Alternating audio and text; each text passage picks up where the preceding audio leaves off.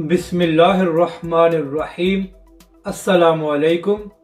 आप देख रहे हैं यूट्यूब चैनल आम सी बातें। अल्लामा साद हुसैन रिजवी शदीद गुस्से में और उनका जलाली बयान सामने आ गया है। इस वीडियो में हम इसी के मुतालिक बात करेंगे।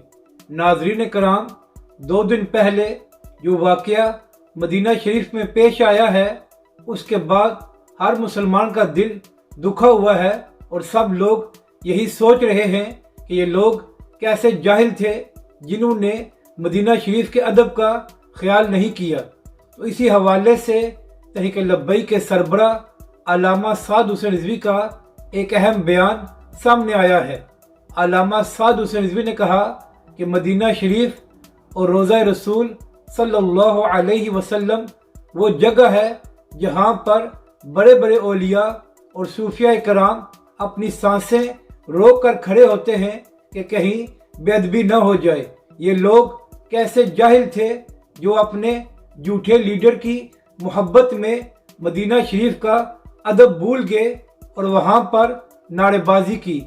अल्लामा साद हुसैन रिजवी ने कहा कि अगर मदीना शरीफ और रोज़ा रसूल के अदब और हया का ख्याल ना हो तो जिन लोगों ने ये हरकत की है उनको 100 जूते लगाने चाहिए ताकि आइंदा कोई ऐसी हरकत ना कर सके।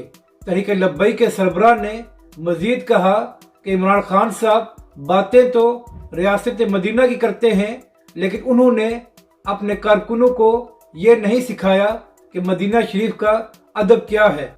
अल्लामा साद हुसैन रिजवी के इस बयान के बाद PTI के हल्के नाराजगी का इजहार कर रहे हैं, लेकिन हमेशा की तरह अल्लामा साद हुसैन रिजवी ने वही बयान किया है जो हक है और जिसको अवाम के सामने आना चाहिए था।